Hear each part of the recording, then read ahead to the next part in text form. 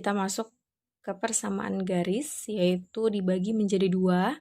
Jadi persamaan garis singgung dan persamaan garis normal, atau biasa kita singkat menjadi PGS, dan di sini Ibu singkat menjadi PGN.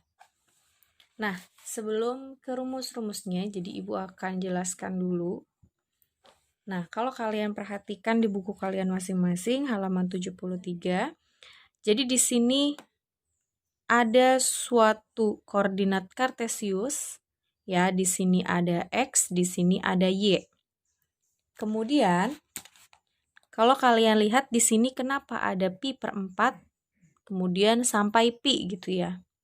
Jadi pi per 4, kemudian seterusnya itu di sini bernilai sudut. Pokoknya di sini dari 0 derajat, 30, 45, dan seterusnya sampai sini ya. Sampai pi. Nah, kemudian di Y di sini itu bukan derajat, tapi di sini nilai-nilai dari derajatnya gitu ya. Misalnya 30 berarti nilainya setengah gitu ya. Berarti ada setengah, setengah akar 2, dan seterusnya gitu. Kemudian dari sini ada garis lengkung.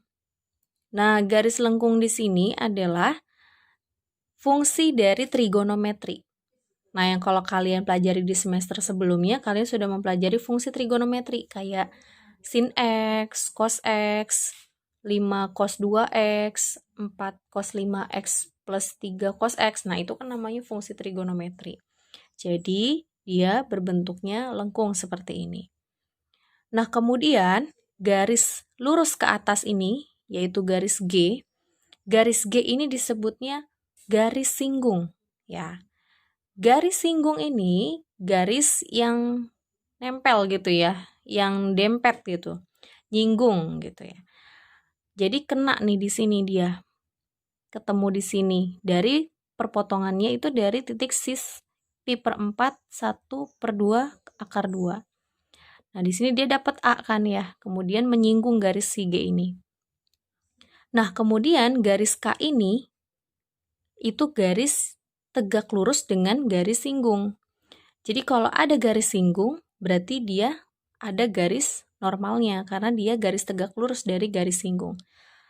Nah, garis tegak lurus di sini ditandakan dengan kotak kecil, itu artinya dia tegak dan lurus gitu ya. Berarti kalau ada garis, ya ada garis G, garis K gitu ya, artinya kalau ada garis berarti dia punya kemiringan. Nah, kemiringan ini dia mempunyai nilai. Berapa nih miringnya ini? Nilainya berapa nih? Gitu. Nah, sekarang kita lanjut ke rumusnya ya. Tadi kalian sudah melihat dari grafiknya. Nah, sekarang Ibu simpulkan bahwa kalau mencari gradien, ya, mencari gradien dari persamaan garis singgung yang tadi lurus ke atas, itu adalah dilambangkan dengan M1. M itu gradien, kemiringan. Nah, mencarinya itu dengan turunan dari fungsi. Nah, di sini ada aksen, berarti artinya turunan ya. Turunan pertama dari fungsi. Nah, kemudian rumus dari persamaan garis singgungnya sendiri seperti waktu kalian belajar di SMP ya. Ini persamaan garis umum, Y min Y1 sama dengan M1 X min X1. Semuanya 1. Nah, ini M-nya juga yang ini ya, langsung turunan pertama. Nah, kemudian persamaan garis normal itu yang ke bawah tadi gitu ya, yang miringnya kebalikannya, yang ada tegak lurusnya. Nah, di sini dia juga mempunyai kemiringan. Nah, kemiringannya berapa nih? Karena dia kayak ke bawah gitu kan garisnya, maka dia ingatnya ada negatifnya. Jadi, kenapa dilambangkan dengan M2? Karena kalian harus mencari M1-nya dulu. Ya, kalau tadi kan M1 kan turunan dari fungsi pertama kan ya. Jadi, kalau mencari garis normal, dikasih negatif 1 per M1. Nah, kemudian untuk rumusnya sendiri persamaan garis normal sama kayak tadi, cuma yang tadinya kalau yang tadinya garis singgung M1, nah ini diganti jadi min 1 per M1. Ada pernya dan ada negatifnya. Bedanya hanya di situ saja, ya. Kita langsung ke contoh soal biar paham. Kita masuk ke contoh soal. Yang pertama, diketahui persamaan kurva Y sama dengan Fx sama dengan sin 2x di X sama dengan pi per 3. Jadi di sini fx atau y ini sama ya. Jadi penyebutannya bisa y, bisa fx. Fungsinya tadi yang kurvanya gitu ya, kalau di gambar grafik itu dia sin 2x. Nah, di x sama dengan pi per 3. Nah, dari sini langkah pertamanya karena dicarinya adalah gradien garis singgung. Tadi gradien garis singgung itu M1 sama dengan F aksen X. Boleh kita tulis di sini dulu. Rumusnya adalah M1 sama dengan F aksen X. Tadi F aksen X itu apa? Yaitu turunan dari fungsi. Ya. Kemudian turunannya apa? Kita cari dulu ya. Berarti turunan fx-nya itu tadi sin 2x. Ini kita cari dulu. Sin 2x. Nah, kemudian karena dia yang dicari adalah turunannya, maka turunan dari sin-nya itu sendiri apa? Turunannya adalah cos. Yang kemarin ya, semester lalu. Kemudian 2x-nya tetap. Ya, 2x-nya tetap. Tapi harus diturunkan juga dengan yang si di dalamnya. Jadi turunan yang si sin jadi cos 2x. Kemudian turunan yang di dalam sini. Berarti 2x diturunkan jadi berapa? Jadi 2. Gitu.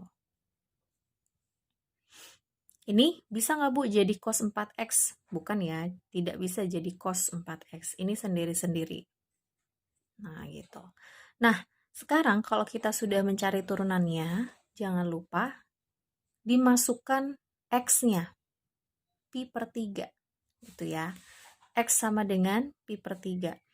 X sendiri harus punya nilai. Nah, tadi kan pi itu nilainya berapa? Pi itu always 180 derajat. Gitu ya.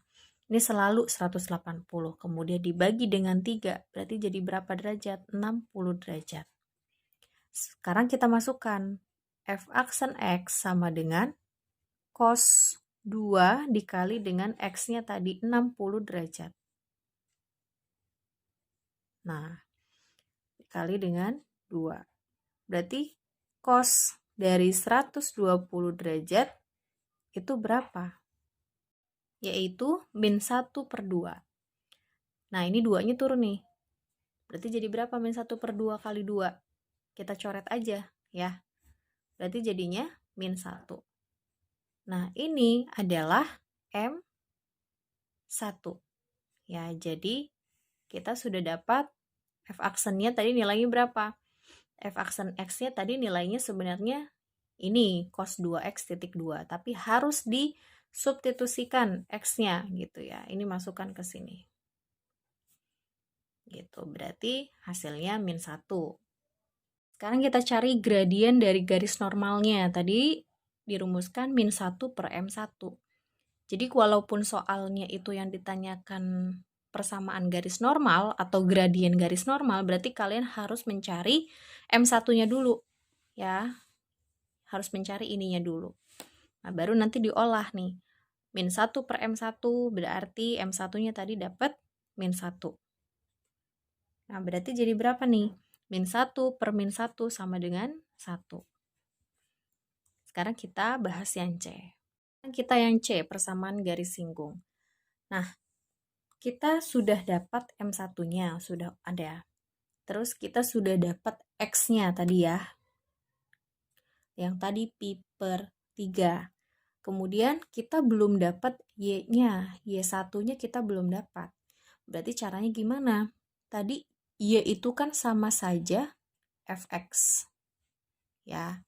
Sin 2x. Untuk mencari Y itu sendiri, langsung masukkan. Tadi kan X-nya berapa nih? X-nya tadi pi per 3. M1-nya tadi min 1 gitu ya. Sekarang cari Y-nya berarti X-nya tinggal masukin. Jangan diturunin lagi ya. Kalau mencari Y nggak usah diturunkan. Jadi tinggal langsung masukkan. Jadi sin dari 2 dikali pi per 3. Pi per 3 itu sama aja berapa tadi? 60 derajat.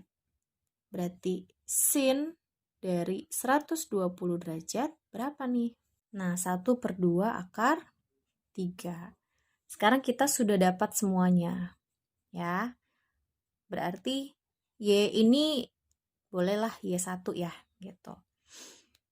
Jadi kalau yang nggak ada angka satunya itu tetap, ya. Jadi tetap dari rumusnya. Jadi Y-nya tetap Y. Nah, Y1 ini yang tadi. Nah, berarti jadinya -1/2 akar 3. Sama dengan M1-nya tadi -1. Kemudian ini nggak ada angkanya, berarti tetap menjadi X. Nah, ini X1, itu sama aja yang diketahui. Bolehlah kita kasih 1 biar kalian nggak bingung. Berarti ini jadinya pi/3. Nah, diingatkan lagi, kalau misalnya tadi nggak ada angkanya, tetap ya Y dan X. Tapi kalau yang ada angkanya, itu termasuk yang diketahui, yang tadi di soal. Lanjut, sekarang kita kali-kalikan, berarti Y -1/2 akar 3, berarti jadinya -1 kali X, yaitu min X gitu ya. Kemudian min kali min jadi plus pi/3. Nah, sekarang boleh kalian ubah jadi Y sama dengan, berarti jadinya gimana? Min X plus pi/3 plus 1/2 akar 3. Boleh seperti ini. Gitu ya. Nah, kalau persamaan garis normal yang dibedakan hanya di gradiennya ini ya. Tadi kan kita sudah cari nih. Y1 juga tadi kita sudah dapat -1/2 akar 3. Nah, berarti -1/M1 tadi hasilnya berapa? Untuk yang gradien garis normal tadi kita sudah dapat 1 ya. Tadi kita sudah dapat 1. Kemudian X min X1-nya tadi berapa? X1-nya tadi pi/3. Nah, dari sini boleh kita jabarkan. Nah, sekarang kita turunkan ya, seperti tadi. Berarti kita kalikan dulu, 1 kali X adalah X. 1 kali min pi/3 berarti min pi/3. Nah, kemudian boleh jadikan sendiri Y-nya, berarti X min pi/3. Karena dia pindah ruas, jadinya plus 1/2 akar 3.